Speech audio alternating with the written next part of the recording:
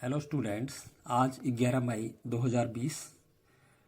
बच्चों, कल मैंने आप लोगों को कुछ प्रश्न त्रिकोणमिति के अनुप्रयोग वाली प्रश्नावली के कराए थे और उस प्रश्नावली 9.1 के। तो आगे को आपने कोई सवाल बना के दिखाया नहीं, एक लड़की ने एक सवाल हल करके भेजा था। बच्चों, थोड़ा ध्यान दीजिए आप लोग। मैं आप लोगों की वजह से अपना खुद मेहनत में लगा हूँ। मैं स्टेप वाइज हर सवाल का हल आपके पास भेज रहा हूँ और उसकी वीडियो बना करके, ताकि आपको अच्छी तरह समझ में आए। और कोई स्टेप अगर आपको नहीं आता है तो मैं बार बार आपसे कह रहा हूँ कि आप ग्रुप में शेयर करके उसका निराकरण करवा लीजिए। तो बच्चों, चलिए आगे बढ़ते हैं। इसी प्रश्नावली का मैं 7वां प्रश्न ले रहा हूँ। ये 7वां प्रश्न है, भूमि के एक बिंदु से एक 20 मीटर ऊंचे भवन के शिखर पर लगी एक संचार मीनार के तल और शिखर के उन्नयन कोण क्रमशः 45 अंश और 60 अंश हैं। मीनार की ऊंचाई ज्ञात कीजिए। बच्चों, मैंने यहाँ पर इसका चित्र बनाया है। देखिए, सबसे पहले मैंने एक भवन ए बी मान लिया, पृथ्वी तल पर, जमीन पर, भूमि पर बिंदु बी है। ए बी ये भवन है जिसकी ऊंचाई 20 मीटर हमें प्रश्न में दी हुई है। भवन के शिखर ए बिंदु, जो भवन का शिखर है, चोटी, वो ए बिंदु पर संचार मीनार मैंने लाल रंग की स्याही से AC दिखा रखी है। ये मीनार है AC लाल रंग की जो बना रखी है मैंने। इस पर एक बिंदु, जमीन पर एक बिंदु, भूमि पर भवन से कुछ दूरी पर एक D बिंदु है। उस D बिंदु से संचार जो मीनार है उसके तल का, माने A बिंदु का उन्नयन कोण ADB 45 अंश लिया है। और शिखर का, संचार मीनार के शिखर चोटी C बिंदु का उन्नयन कोण CDB वो पूरा 60 अंश है। चित्र में भी मैंने इसे दिखाया हुआ है। तो बच्चों, यहाँ पर देखिए, हमें दो समकोण त्रिभुज मिल रहे हैं। एक छोटा समकोण त्रिभुज ADB और या ABD जो भी आप कहते हैं, और एक समकोण त्रिभुज हमें मिल रहा है C बिंदु से CDB। तो इन दो समकोण त्रिभुज में हम त्रिकोणमिति अनुपात का प्रयोग करके अज्ञात राशि ज्ञात करेंगे। हमें मीनार की ऊंचाई दी हुई है, भवन की ऊंचाई हमें दी हुई है। मीनार जो AC ऊपर है उसकी ऊंचाई हमें निकालनी है। तो जो AC आ रहा है पूरे बड़े त्रिभुज में आ रहा है, CDB समकोण त्रिभुज में, और जो छोटा त्रिभुज है उसमें भवन आ रहा है AB, भवन की ऊंचाई आ रही है उसमें ADB में। तो सबसे पहले हम छोटे त्रिभुज को ही ले लें, समकोण त्रिभुज ADB में। तो बच्चों देखो, हमें जो D बिंदु पर जो कोण बना है 45 अंश कोण ADB, उसकी सम्मुख भुजा 20 मीटर हमें मालूम है AB, और हमें कुछ मालूम नहीं है। और हम जब मीनार की ऊंचाई निकालेंगे तो पूरे समकोण त्रिभुज की पूरी BC भुजा लेंगे, सम्मुख भुजा D के सामने की भुजा पूरी BC लेंगे। तो हमें कोई भी अन्य भुजा मालूम नहीं है, तो आधार हमें निकालना पड़ेगा। तो इसके लिए हम समकोण त्रिभुज ATB का प्रयोग कर रहे हैं। यहाँ पर कौन सा त्रिकोणमितीय अनुपात लगाएंगे हम? आधार हमने निकालना है और संलग्न भुजा मतलब हमने निकालनी है, और सम्मुख भुजा 20 मीटर हमें मालूम है, तो हम 10 लगाएंगे। ठीक है ना? त्रिकोणमितीय अनुपात 10 का यहाँ पर प्रयोग करेंगे। तो 10 कोण ADB, D पर जो बिंदु कोण बना है त्रिभुज ADB में, कोण ADB, तो 10 ADB बराबर कोण ADB की सम्मुख भुजा बट्टे कोण ADB की संलग्न भुजा। अब यहाँ पर जो कोण ADB है 45 डिग्री हमें दिया हुआ है प्रश्न में, तो हम उसकी जगह 45 लिख देंगे। तो 10 45 डिग्री बराबर क्या आ जाएगा? कोण ADB की सम्मुख भुजा क्या है? AB, और संलग्न भुजा क्या है? Upon DB। 10 45 का मान जो सारणी मैंने बताई थी परसों आपको, 10 45 का मान 1 होता है। तो हमने 10 45 की जगह 1 लिख दिया है, और बट्टे में मैंने 1 लिख दिया क्योंकि हम बजगुणन करेंगे तो हर में कुछ नहीं है, 1 ले लिया है। बराबर AB की जगह 20 हमें मालूम ही है भवन की ऊंचाई, अपॉन DB हमें मालूम नहीं है, DB लिख दिया। अब हम इसको क्रॉस मल्टीप्लाई या बजगुणन कर रहे हैं, तो DB बराबर आ गया हमारा 20 मीटर। अब हमें संलग्न भुजा, कोण D की संलग्न भुजा में मालूम हो गई है। अब हम बड़े वाले समकोण त्रिभुज CDB का प्रयोग करेंगे। वहां भी बच्चों वही त्रिकोणमितीय अनुपात लिया जाएगा। कौन सा? 10, क्योंकि अब हमें ये संलग्न भुजा मालूम हो गई है, हमें जो सम्मुख भुजा है उसका AC हिस्सा निकालना है। तो यहाँ पर भी हम वही 10 अनुपात ले रहे हैं, 10 त्रिकोणमितीय अनुपात ले रहे हैं। तो 10 कोण CDB हो जाएगा पूरे त्रिभुज के लिए, CDB के लिए D बिंदु पर CDB एंगल बन रहा है। तो 10 कोण CDB बराबर कोण CDB की सम्मुख भुजा बट्टे कोण CDB की संलग्न भुजा। अब यहाँ जो कोण है वो है हमारा 60 अंश, CDB एंगल 60 अंश हमें प्रश्न में दिया है। तो हमने 10 60 लिख दिया बराबर कोण CDB की सम्मुख भुजा BC हो गई और कोण CDB की संलग्न भुजा DB हो गई। अब लेकिन BC जो भुजा है हमारी सम्मुख भुजा वो दो भागों में बटी हुई है, A से B तक और A से C तक। तो हम BC की जगह क्या लिख सकते हैं, AB प्लस AC। ठीक है, तो 10 60 का मान सारणी से हमारा √3 होता है। 10 60 की जगह √3 लिख दिया बराबर BC की जगह AB प्लस AC, इन दोनों को जोड़ के BC बन रहा है, अपॉन में DB। ठीक, तो √3 के अपॉन में 1 ले लिया मैंने बजगुणन के लिए, बराबर AB की जगह 20 प्लस AC हमें मालूम नहीं है, वही हमें निकालना है, प्लस AC लिख दिया अपॉन DB अभी निकाल रखा हमने पहले त्रिभुज से 20। ठीक है, अब हम इसको क्रॉस मल्टीप्लाई या बजगुणन कर रहे हैं। तो 20 प्लस AC से 1 को मल्टीप्लाई करेंगे बाईं तरफ हर को, तो 20 प्लस AC बराबर आ गया 20 √3। अब हम 20 का पक्षांतर कर देते हैं इधर, तो इसलिए AC बराबर आ गया 20 √3 माइनस 20। इन दोनों भागों में अब एक में देखिए कलनी राशि आ गई √3, तो यहाँ कॉमन आ रहा है कोई एक, इनमें 20 कॉमन आ रहा है, तो हमने 20 को कॉमन ले लिया। तो AC बराबर 20 कॉमन लिया तो अंदर बच गया हमारा √3 माइनस 1 मीटर। तो यही हमारी संचार मीनार की ऊंचाई आ गई। संचार मीनार की ऊंचाई बराबर 20 ब्रैकेट में √3 माइनस 1 मीटर। यहाँ पर हम √3 का मान रख के उसमें से 1 घटा के 20 से मल्टीप्लाई करके उसको हम डेसिमल में भी निकाल सकते हैं। अब बच्चों इसी प्रश्नावली का नवा सवाल बता रहा हूं मैं, ध्यान दीजिए। ये प्रश्न है, एक मीनार के पाद बिंदु माने आधार वाले बिंदु से एक भवन के शिखर का उन्नयन कोण 30 अंश है और भवन के पाद बिंदु से, भवन का जो आधार है उससे मीनार के शिखर का उन्नयन कोण 60 अंश है। यदि मीनार 50 मीटर ऊंची है तो भवन की ऊंचाई ज्ञात कीजिए। तो बच्चों यहाँ पर एक तो हमारी एक भवन भी है और मीनार, दोनों भूमि तल पर या पृथ्वी तल पर 90 अंश पर खड़े होंगे। तो ये मैंने लाल स्याही से चित्र में AB मीनार दिखा दी है जिसकी ऊंचाई हमें 50 मीटर दी है और उससे कुछ दूरी पर भवन PQ दिखा रखा है मैंने, उसकी ऊंचाई हमें निकालनी है। लेकिन हमें यहाँ पर एक चीज़ दी हुई है कि जो बिंदु P है भवन का, है ना, उसको अगर हम मीनार के आधार बिंदु B से देखें तो उन्नयन कोण हमें प्राप्त हो रहा है कोण PBQ। ये हमारा कितना आ गया, 30 अंश हमें दिया है प्रश्न में। ठीक है, इसी तरह से भवन के पाद बिंदु Q से हम मीनार के शिखर का, चोटी का उन्नयन कोण देखें तो वो आ रहा है हमारा कोण AQB, वो हमें 60 अंश दिया हुआ है। ठीक है, तो यहाँ पर भी हमें देखिए दो समकोण त्रिभुज मिल रहे हैं, एक बाईं तरफ समकोण त्रिभुज ABQ बड़ा वाला, एक समकोण त्रिभुज हमें छोटा वाला वो मिल रहा है हमारा PBQ। तो पहले समकोण त्रिभुज ABQ में हम त्रिकोणमितीय अनुपात का प्रयोग कर रहे हैं।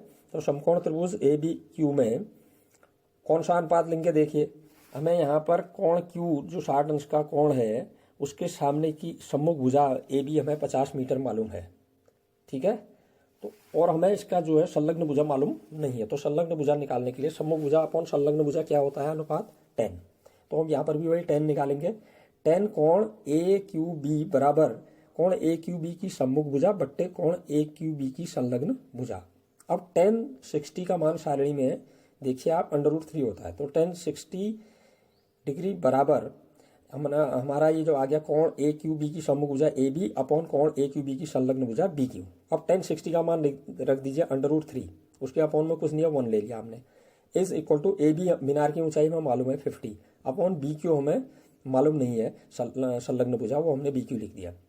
अब फिर यहाँ क्रॉस मल्टीप्लाई करेंगे अगर, तो ये हमारा क्या आएगा, √3 into BQ is equal to 50 1 जा 50, तो BQ बराबर आ गया 50 अपॉन √3।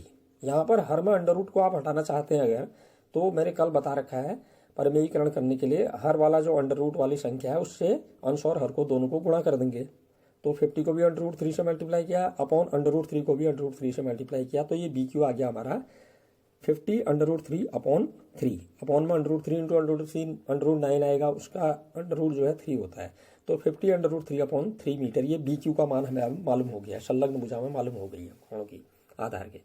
अब हम दूसरा समकोण त्रिभुज PBQ ले लेते हैं, छोटा वाला, उससे ही हमारे भवन की ऊंचाई निकलेगी। तो यहाँ पर अब भवन की ऊंचाई PQ हमें निकालनी है, मतलब कोण PBQ जो था B पर बना कोण 30 डिग्री, उसकी सम्मुख भुजा हमें निकालनी है और उसकी B की संलग्न भुजा BQ भी हमने निकाल रखी है। तो वहाँ यहाँ पर भी अनुपात कौन सा लगेगा, त्रिकोणमितीय अनुपात 10।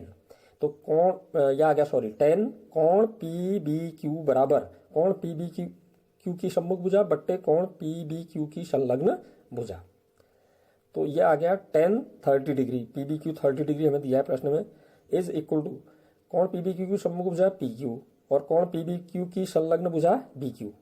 और 10 30 का मान आप जानते हैं, सारणी में दे रखा है 1/√3, तो हम 10 30 की जगह √3 लिख देंगे बराबर PQ हमें निकालना ही है, वो PQ लिख दिया, अपॉन BQ अभी निकाल रखा हमने, वो था हमारा 50√3/3, तो हमने BQ की जगह क्या रख दिया है 50√3/3 रख दिया। अब यहाँ फिर क्रॉस मल्टीप्लाई अगर हम करें तो बाईं तरफ हर में √3 से दाईं तरफ अंश PQ को गुणा किया, √3 इंटू PQ बराबर बाईं तरफ अंश को दाईं तरफ हर से गुणा करेंगे तो वही आएगा 50√3/3।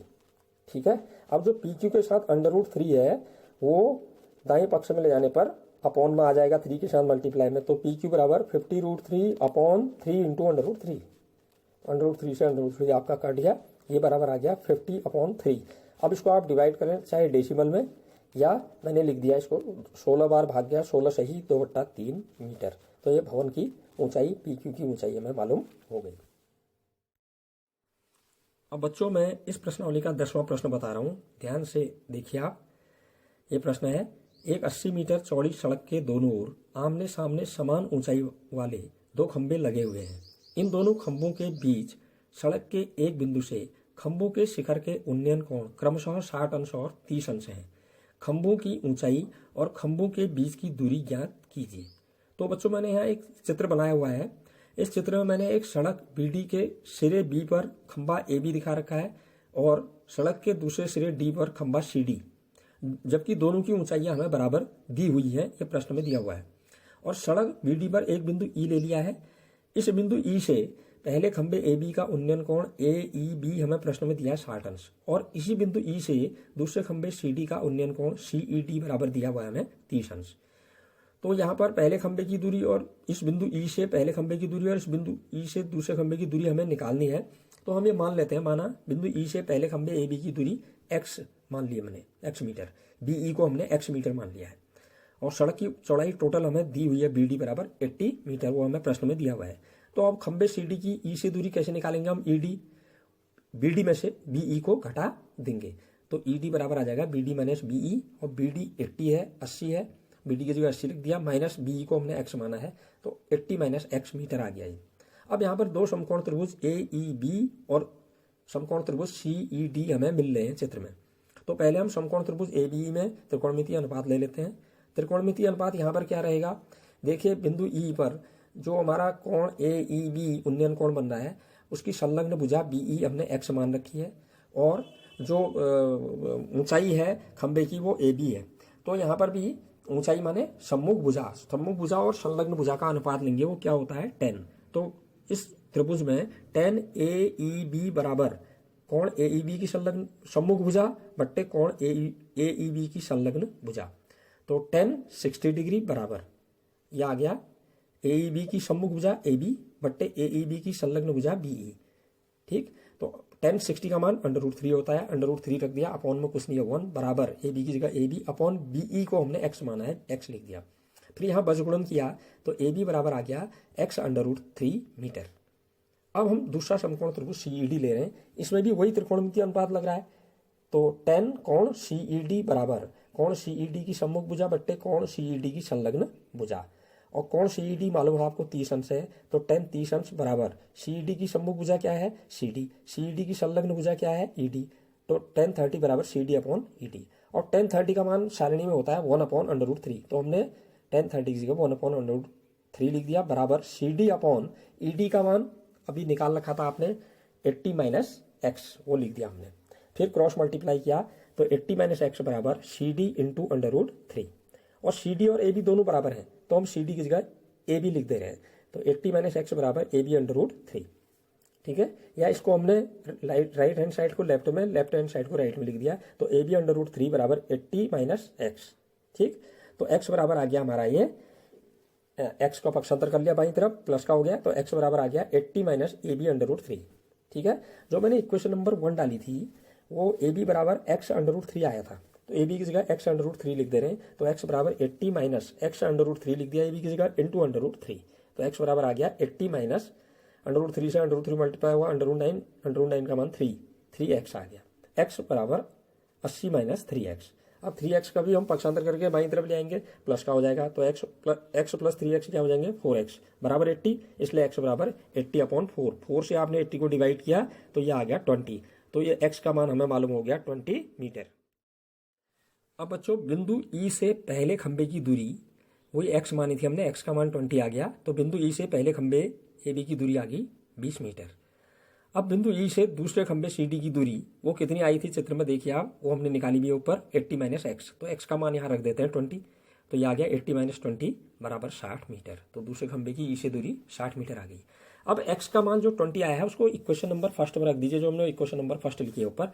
ए बी बराबर एक्स रूट 3 था, तो एक्स की जगह 20 रख दीजिए, है ना। तो ए बी बराबर आ गया 20 रूट 3। ए बी और सी डी दोनों खंबे बराबर ऊंचाई के हैं, तो ए बी भी 20 अंडर रूट 3 और सी डी भी 20 अंडर रूट 3 मीटर। तो ये प्रत्येक खंबे की ऊंचाई भी हमारी आ गई 20 अंडर रूट 3 मीटर, ठीक है। अब बच्चों में ग्रह कार्य है तो एक प्रश्न दे रहा हूं, और प्रश्न तो आप प्रश्नावली के करेंगे ही, जो बच रहे हैं छूटे वाले, जो नहीं आएगा हम उससे पूछेंगे। मैं सरल सवाल है इसलिए उनको छोड़ रहा हूँ, कठिन से कठिन सवालों को ले रहा हूँ। और उसके बाद भी अगर कोई प्रश्न नहीं आ रहा हो तो आप ग्रुप में शेयर करके पूछिए जरूर। तो एक प्रश्न मैं दे रहा हूँ, ये बोर्ड परीक्षा में आया हुआ है कई बार। ये प्रश्न है, किसी मीनार के आधार बिंदु से ए तथा बी दूरी पर स्थित बिंदुओं से मीनार के उन्नयन कोण एक दूसरे के पूरक हैं, तो सिद्ध कीजिए कि मीनार की ऊंचाई अंडर रूट ए बी होगी। आप पूरक कोण जानते हैं, जब दो कोणों का योगफल 90 डिग्री होता है। तो मैं यहाँ पर आपको संकेत भी दे रहा हूं, माना एक कोण को आप थीटा मान लेंगे तो दूसरे बिंदु से बना हुआ जो उन्नयन कोण होगा वो 90 माइनस थीटा होगा, क्योंकि दो पूरक कोणों का योगफल 90 होता है। एक हमें दिया है तो दूसरा 90 माइनस उसको घटा के निकाल लेते हैं। तो आप इस प्रश्न को हल करके भेजिए, और अन्य प्रश्न भी प्रश्नावली के हल कीजिए। जो प्रश्न नहीं आता है उसको आप ग्रुप में बेझिझक आप शेयर कीजिए, मैं उसके हल आपको